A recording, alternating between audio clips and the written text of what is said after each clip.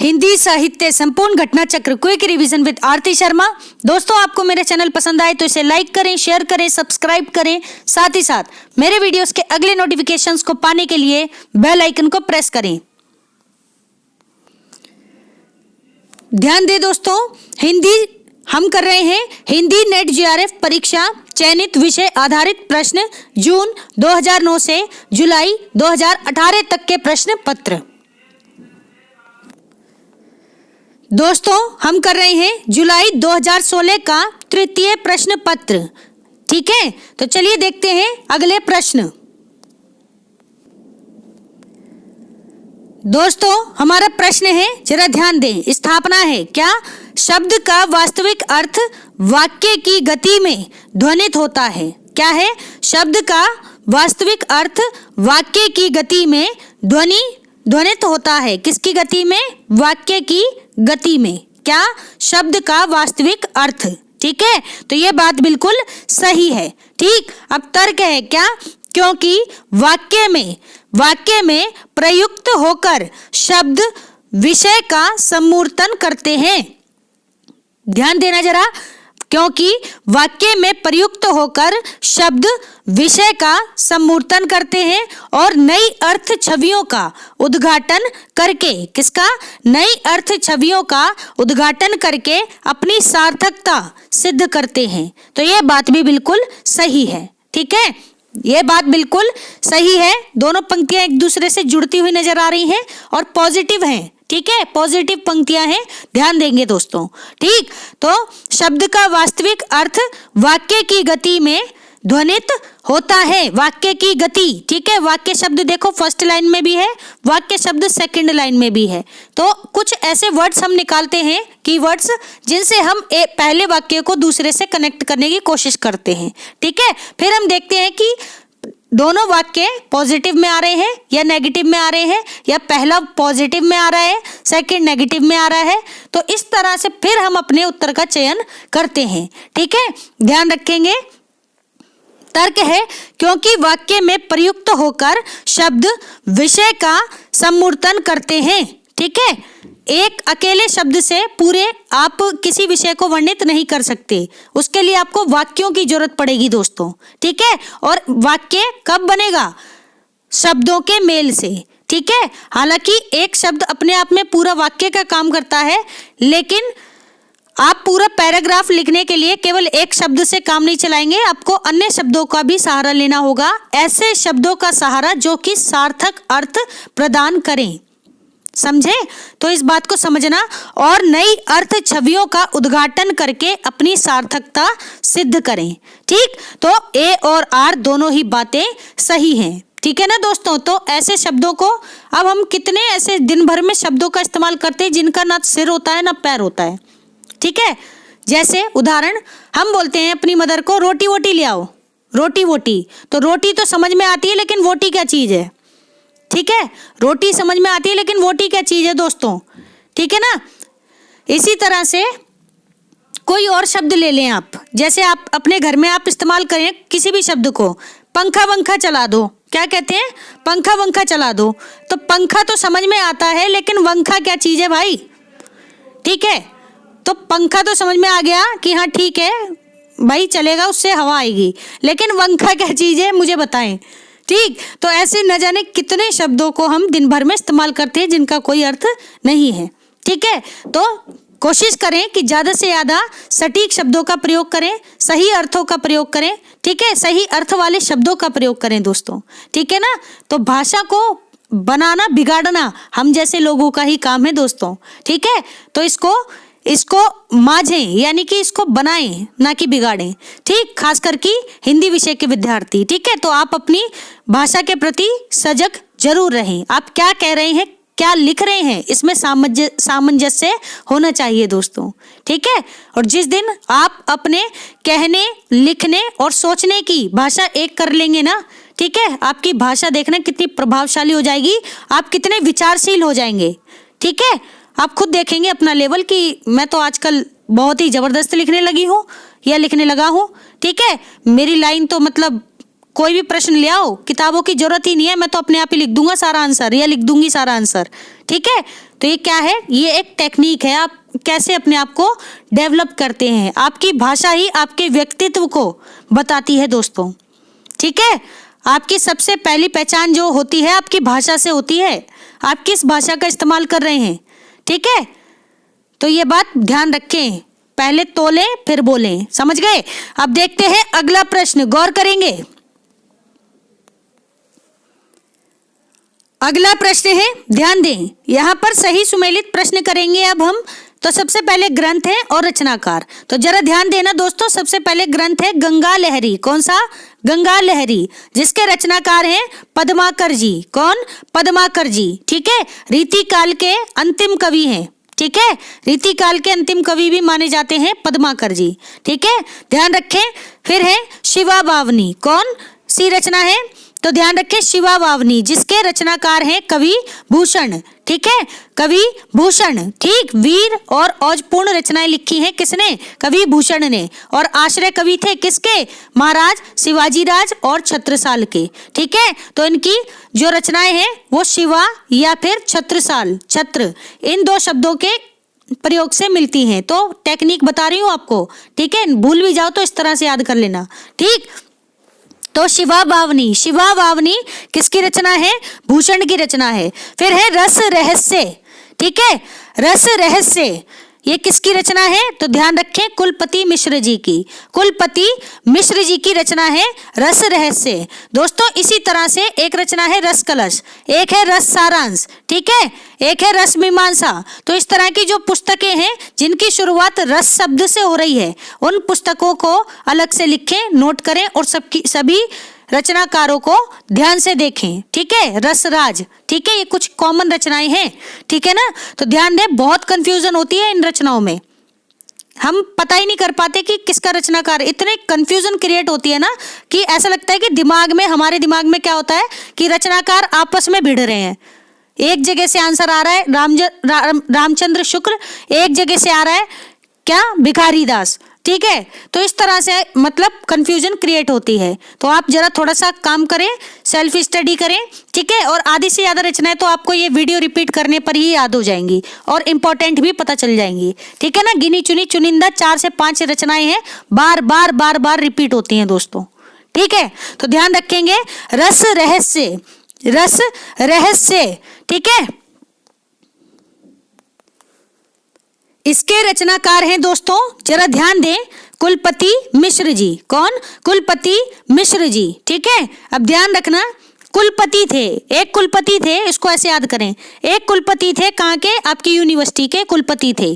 ठीक है, वो क्या करते थे, उनके पास एक रहस्य था। क्या था रहस्य, कि जो आपको पास कराएगा, ठीक है, एग्जाम आपका पास कराएगा, ऐसा रहस्य था किसके पास, कुलपति मिश्र के पास।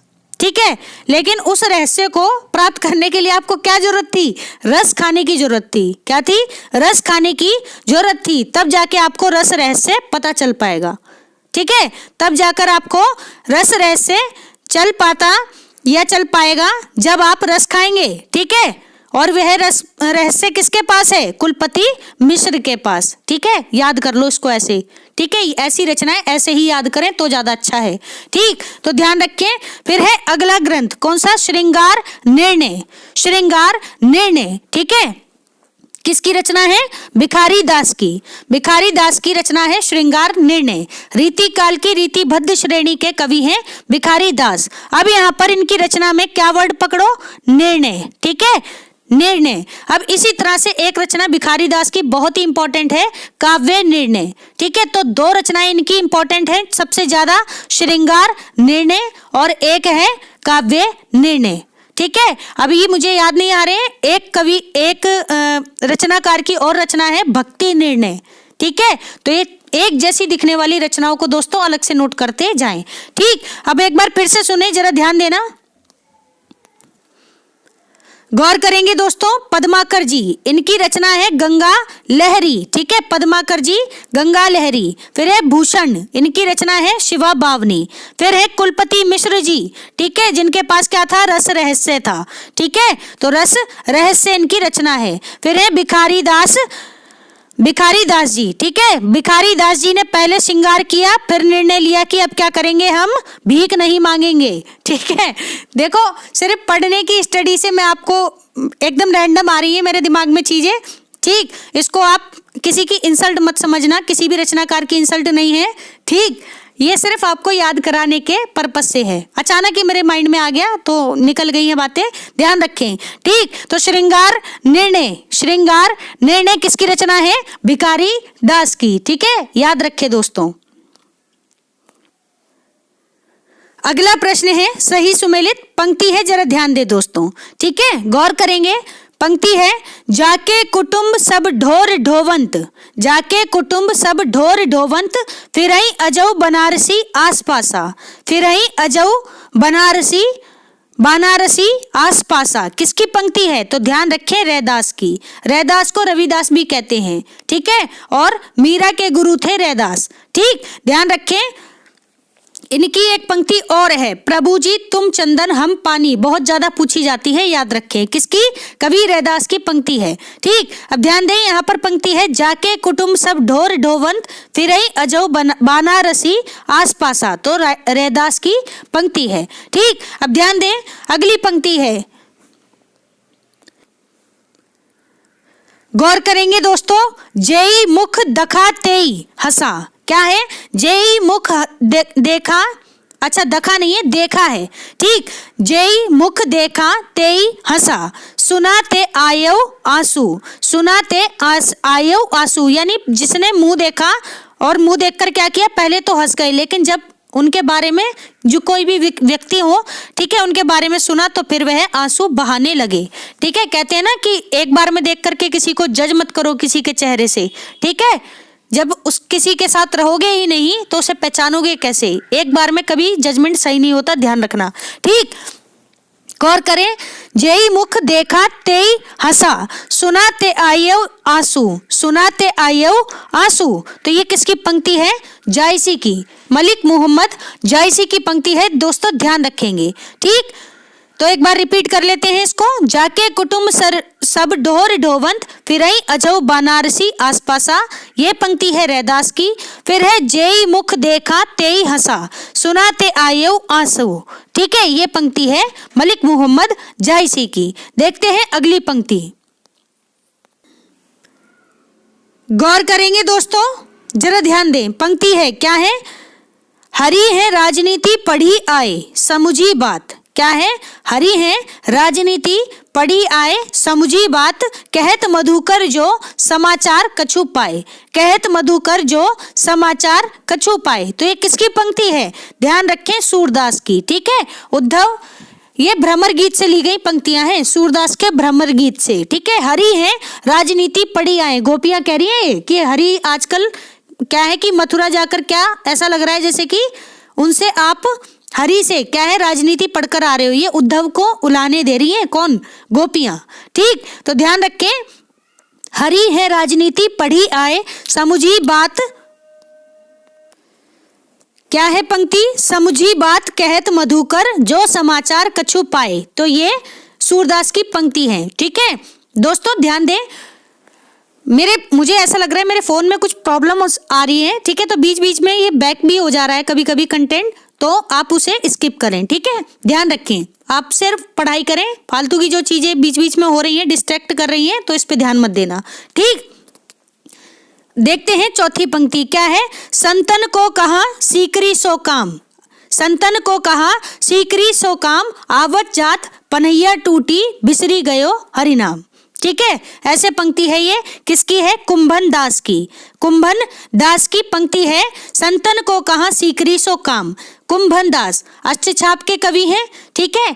कुंभन दास चतुर्भुज दास के पिताजी भी हैं, ठीक है, ये बात ध्यान रखेंगे दोस्तों, ठीक है, इंपॉर्टेंट बातें हैं ये कुछ, तो ध्यान रखें। पंक्ति अभी हमने दो पंक्तियां पढ़ी, क्या क्या, एक है हरी है राजनीति पढ़ी आए समझी बात कहत मधुकर जो समाचार कछु पाए, किसकी पंक्ति है, सूरदास की। फिर है संतन को कहा सीकरी सो काम, ये किसकी पंक्ति है, कुंभन दास की, ध्यान रखेंगे दोस्तों, ठीक है।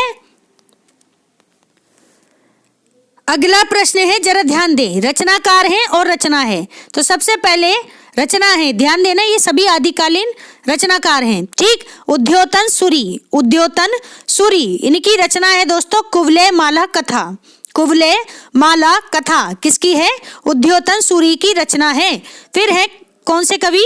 रोड कवि, कहीं कहीं रोड़ा कवि भी लिखा मिलता है। ठीक है, तो रोड कवि यानी रोड़ा कवि की रचना है राहुल वेल। कौन सी? राहुल वेल। ठीक है, ध्यान रखेंगे। फिर है दामोदर शर्मा। कौन? पंडित दामोदर शर्मा। इनकी रचना है दोस्तों उक्ति व्यक्ति प्रकरण, व्याकरण ग्रंथ है ये।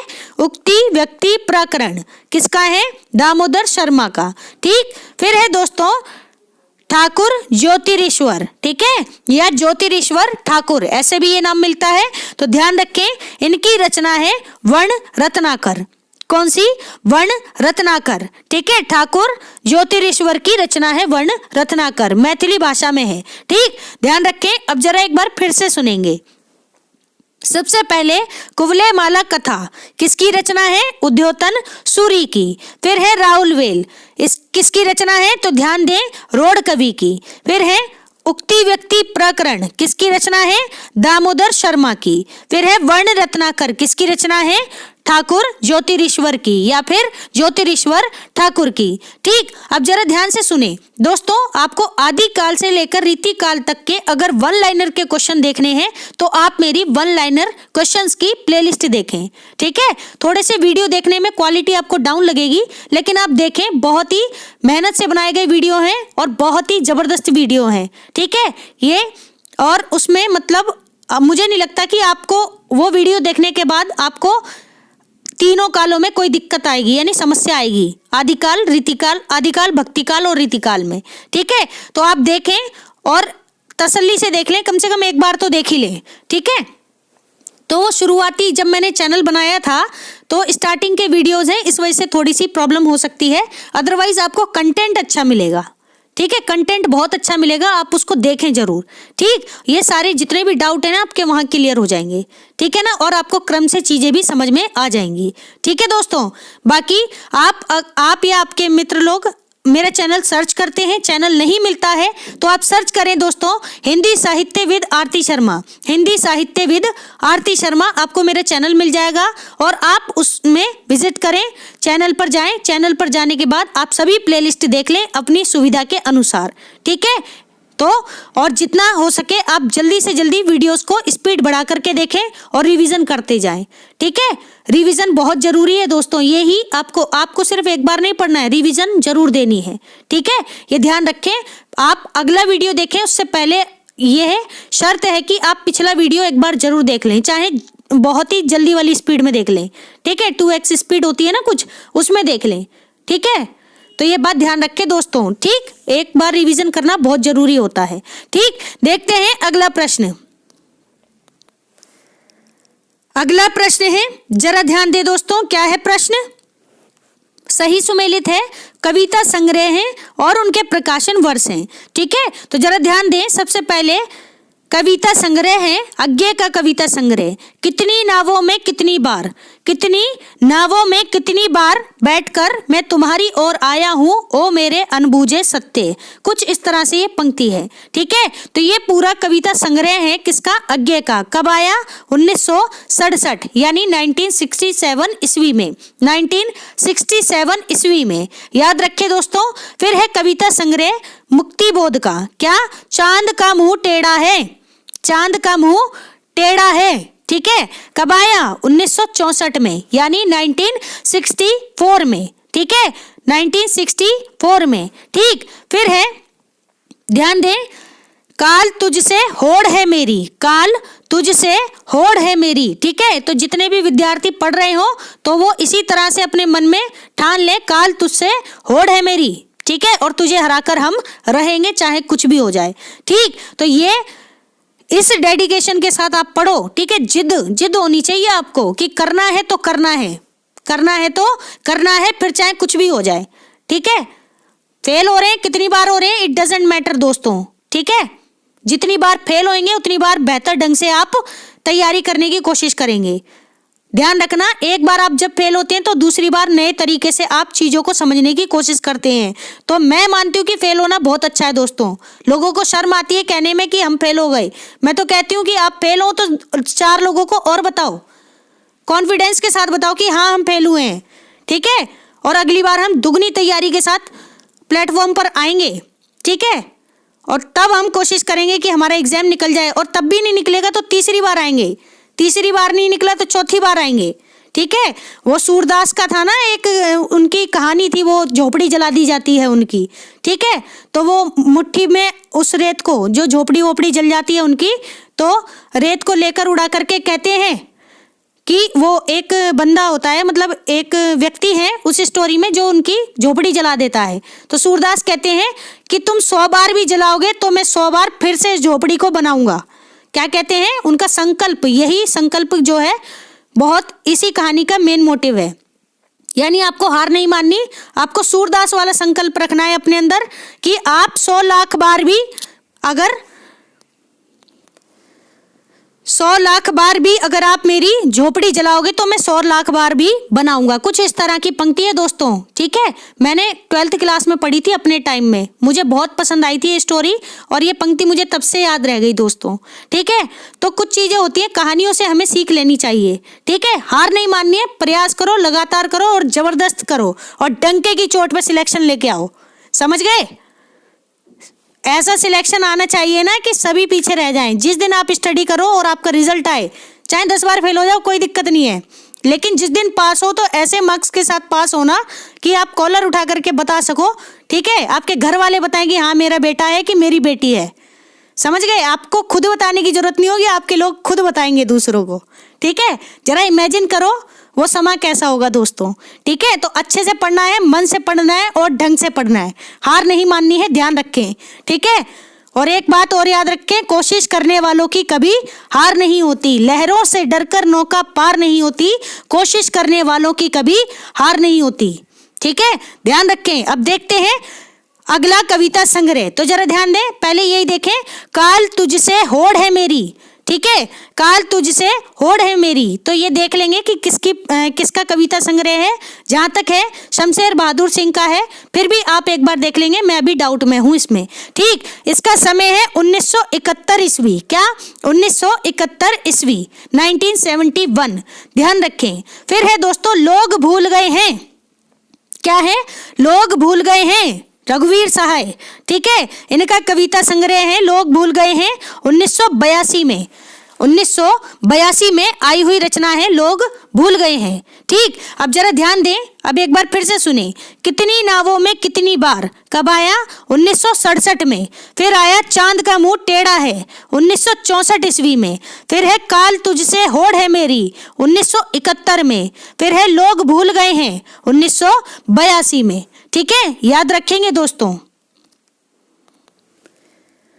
अगला प्रश्न है, जरा ध्यान दें, क्या है, कविता है और प्रकाशन वर्ष है। तो सबसे पहले कविता विष्णु प्रिया किसकी है, मैथिली शरण गुप्त की कविता है विष्णु प्रिया। कब आई दोस्तों, 1957 में, 1957 में, 1957 में आई हुई कविता है विष्णु प्रिया, ठीक। फिर है स्वप्न, कविता स्वप्न किसकी है, ये किसकी है, स्वप्न राम नरेश त्रिपाठी जी की है, जहां तक है, ठीक है। तो राम नरेश त्रिपाठी या रामवृक्ष बेनीपुरी, ठीक है, देख लेना आप एक बार, कंफ्यूज हो रही हो, प्रेम पथिक, मिलन, स्वप्न, ठीक है, राम नरेश त्रिपाठी हैं जहां तक है, ठीक। इनकी कविता है 1929 ईस्वी। इसी वर्ष क्या आया, रामचंद्र शुक्ल जी का हिंदी साहित्य का इतिहास भी आया था दोस्तों, याद रखें।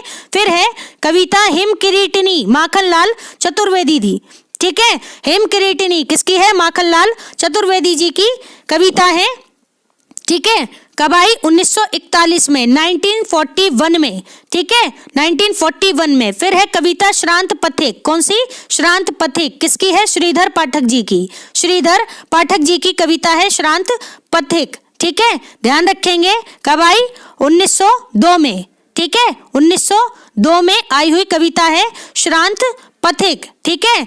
और ये क्या है, द ट्रेवलर गोल्ड स्मिथ की दी ट्रैवलर ऐसे करके गोल्ड स्मिथ की एक रचना है, उसका अनुवाद है श्रांत पथिक। ठीक है, तो देख लेना आप अपनी पुस्तकों में एक बार, है ये श्रीधर की ही। ठीक है, तो ये सभी रचनाएं याद रखें। 1957 में विष्णुप्रिया, 1929 में स्वप्न, 1941 में हेमकिरीटिनी, 1902 में श्रांत पथिक, याद रखेंगे दोस्तों। अगला प्रश्न है, ध्यान दें, सही सुमेलित है, पात्र है और रचना है। क्या है पात्र? आकुली किलात, आकुली किलात। ठीक है, ये पात्र है किसके? कामायनी के। कामायनी किसकी रचना है? जयशंकर प्रसाद जी की। कैसा काव्य है? महाकाव्य है। ठीक है, ध्यान रखें, कामायनी एक महाकाव्य है और जिसके पात्र हैं आकुली या किलात। ठीक है, कमेंट बॉक्स में आप मुझे कामायनी के का रचना काल जरूर बताएं। ठीक है, ध्यान रखें। फिर है पात्र अश्वसेन। कौन? अश्वसेन। किसके पात्र हैं? दिनकर की रचना है रश्मि रथी, रश्मि रथी, जिसके पात्र हैं अश्वसेन। ठीक है, अश्वसेन रश्मि रथी के पात्र हैं। फिर है पात्र युयुत्सु। कौन? युयुत्सु। ठीक है, ये धर्मवीर भारती की रचना है अंधा युग। धर्मवीर भारती की रचना है अंधा युग, 1955 में आई हुई रचना है, जिसके पात्र हैं युयुत्सु। एक पात्र और आते हैं इसके, कौन? अश्वत्थामा। अश्वत्थामा किसके? अंधा युग के पात्र, ध्यान रखें। फिर है दोस्तों पात्र ओशिनरी। ठीक है, बहुत रिपीट हुई है ओशिनरी पात्र, किसकी है? तो ध्यान रखें, उर्वशी की। ठीक है, उर्वशी चंपू काव्य है, किसका? जयशंकर प्रसाद का, 1909 में आया। बाद में किसका? रामधारी सिंह दिनकर जी। ठीक है, जहां तक है इन्हीं की रचना है उर्वशी, बाद में आई। तो उर्वशी नाम से दो रचनाएं मिलती हैं। ठीक है, दोनों रचनाएं गूगल कर लें, आपको जल्दी पता चल जाएगा आंसर। ठीक, तो ध्यान रखें, ओशिनरी इसकी पात्र है। ठीक है, अब एक बार फिर से सुने, कामायनी जिसकी पात्र है कौन? आकुली किलात। ठीक है, बाकी मनु, ईड़ा, श्रद्धा, ये तो पात्र है ही इसके। ठीक है, और ये क्या है? ये मतलब एक तरह से मनोभाव है। ठीक है, ध्यान रखेंगे। फिर है रश्मि रथी, जिसके पात्र हैं अश्वसेन। फिर है अंधा युग, धर्मवीर भारती, युयुत्सु और अश्वत्थामा, जिसके पात्र हैं। फिर है उर्वशी, जिसके पात्र हैं ओशिनरी, ध्यान रखेंगे। अगला सही सुमेलित प्रश्न है, जरा ध्यान दें। पात्र है और नाटक है। ठीक है, पात्र है और नाटक है। सबसे पहले पात्र है विलोम, सबसे पहले पात्र है विलोम, फिर नाटक है, ध्यान रखना, आषाढ़ का एक दिन। तो आषाढ़ का एक दिन नाटक किसका है? मोहन राकेश जी का नाटक है। किसका? मोहन राकेश जी का नाटक है आषाढ़ का एक दिन, जिसके पात्र है विलोम। ठीक है, साथ ही एक पात्र और है कालिदास, एक है पात्र है मल्लिका। तो ये दो पात्र और भी याद रखेंगे आषाढ़ का एक दिन नाटक के। ठीक, फिर है नाटक माधवी। ठीक है, भीष्म साहनी का नाटक है माधवी, जिसके पात्र है कौन? गालव। कौन? गालव, याद रखें दोस्तों। फिर है एक नाटक है भीष्म साहनी का, कौन सा? कबीरा खड़ा बाजार में। और एक नाटक है कौन सा? हानुष, ये भी नाटक याद रखेंगे। ठीक है, भीष्म साहनी के नाटक। अब जरा ध्यान दें, फिर है लक्ष्मी नारायण लाल का नाटक। ठीक है, लक्ष्मी नारायण जी का नाटक है मिस्टर अभिमन्यु। मिस्टर अभिमन्यु, एक नाटक इनका है मादा कैक्टस। ठीक है, वो भी याद रखें। कर्फ्यू, ये भी इन्हीं का ही नाटक है। ठीक, लक्ष्मी नारायण लाल जी का। तो ध्यान रखें, मिस्टर अभिमन्यु। ठीक, इसके पात्र कौन है? आत्मन। आत्मन मिस्टर अभिमन्यु के पात्र हैं, ध्यान रखेंगे। फिर है दोस्तों पहला राजा। पहला राजा किसका नाटक है? जगदीश चंद्र माथुर जी का नाटक है पहला राजा। ठीक है, ध्यान रखें। उनके अन्य नाटक है कोणार्क। कौन सा? कोणार्क, शारदिया। ठीक, ये जगदीश चंद्र माथुर जी के अन्य नाटक हैं, ध्यान रखें। और यहाँ पर पृथु पात्र है किसका? पहला राजा नाटक के। ठीक है, पहला राजा नाटक के पात्र है पृथु, ध्यान रखेंगे। अब ध्यान से सुने एक बार फिर से। आषाढ़ का एक दिन, जिसके पात्र है विलोम। फिर है माधवी, इसके पात्र है गालव। फिर है मिस्टर अभिमन्यु, इसके पात्र है आत्मन। फिर है पहला राजा, इसके पात्र है पृथु, ध्यान रखेंगे दोस्तों। अगला प्रश्न है सही सुमेलित। देखें पात्र और कहानी। तो जरा देखें कहानी, नमक का दारोगा, प्रेमचंद की कहानी है, जिसके पात्र हैं आलोपी दीन। ठीक है। नमक का दारोगा कहानी के पात्र हैं आलोपी दीन। फिर है कहानी सदगति, ठीक है। ये सभी कहानियां किसकी हैं? प्रेमचंद की। ध्यान रखेंगे, सदगति कहानी है किसकी? प्रेमचंद की, जिसकी पात्र है झुरिया। कौन? झुरिया। फिर है ठाकुर का कुआं, ठाकुर का कुआं कहानी, जिसके पात्र है कौन? जोखू। जोखू याद रखेंगे दोस्तों, ठाकुर का कुआं कहानी के पात्र है जोखू। फिर है कहानी ईदगाह, ठीक है। कहानी ईदगाह बहुचर्चित कहानी है, ध्यान रखेंगे, ठीक है, जिसकी पात्र है अमीना। प्रेमचंद की ही कहानी है जिसकी पात्र है अमीना, और दूसरे पात्र हैं इनके पोते कौन? हामिद, ठीक है। हामिद याद रखें, अमीना और हामिद पात्र हैं किसके? कहानी ईदगाह के, ठीक है। तो सबसे पहले हमने देखी कहानी नमक का दारोगा, जिसके पात्र हैं आलोपी दीन। फिर है कहानी सदगति, जिसकी पात्र है झुरिया। फिर है कहानी ठाकुर का कुआं, जिसके पात्र हैं जोकू।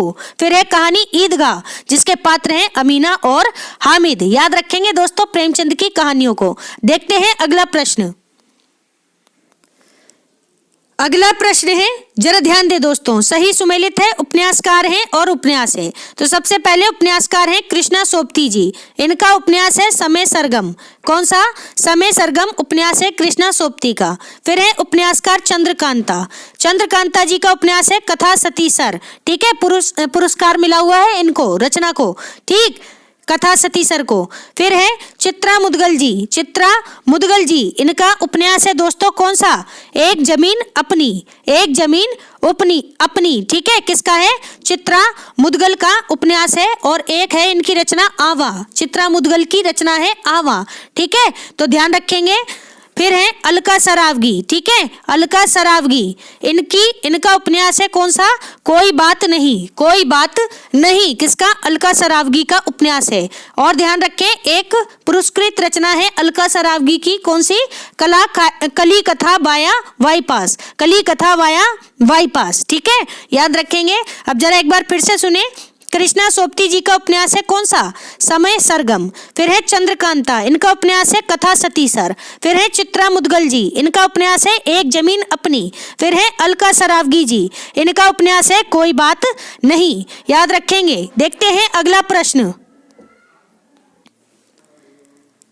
अगला प्रश्न है, ध्यान दें, सही सुमेलित है, जिसमें रचना है और रचनाकार। तो ध्यान दें, सबसे पहले रचना है रस मंजरी, जिसके रचनाकार हैं भानुदत्त। कौन? भानुदत्त की रचना है रस मंजरी। फिर है रचना भाव प्रकाशन। कौन सी? भाव प्रकाशन, जिसके रचनाकार कौन है? शारदा तने। शारदा तने की रचना है भाव प्रकाशन। फिर है दोस्तों रचना साहित्य दर्पण। साहित्य दर्पण किसकी है? आचार्य विश्वनाथ की रचना है साहित्य दर्पण, ठीक है। आचार्य विश्वनाथ की रचना है साहित्य दर्पण, और इनका समय है 14वीं शताब्दी, 14वीं शताब्दी, ठीक है। आचार्य विश्वनाथ का समय। फिर है रचना नाट्य दर्पण। कौन सी? नाट्य दर्पण किसकी है? रामचंद्र और गुणचंद्र की। रामचंद्र और गुणचंद्र की कृति है नाट्य दर्पण, ठीक है। साहित्य दर्पण किसकी? विश्वनाथ की। नाट्य दर्पण किसकी? रामचंद्र गुणचंद्र की। और नाट्य शास्त्र किसकी? तो भरत मुनि की, ठीक है। ध्यान रखेंगे, अंतर करना सीखें, ठीक। अब एक बार फिर से सुने, रस मंजरी किसकी है? भानुदत्त की रचना है। फिर है भाव प्रकाशन किसकी है दोस्तों? शारदा तने जी की। फिर है साहित्य दर्पण किसकी है? आचार्य विश्वनाथ की। फिर है नाट्य दर्पण किसकी रचना है? रामचंद्र और गुणचंद्र की, ठीक है। याद रखेंगे, सभी रचनाएं बहुत ही इंपॉर्टेंट हैं, ठीक है। तो दोस्तों हमारा आज का ये वीडियो यही समाप्त होता है। Thanks for watching. अगर आपको मेरे वीडियोस पसंद आ रहे हैं तो इन्हें लाइक करें, शेयर करें, मेरे चैनल को सब्सक्राइब करें। साथ ही साथ मेरे वीडियोस के अगले नोटिफिकेशंस को पाने के लिए बेल आइकन को प्रेस करें। धन्यवाद दोस्तों।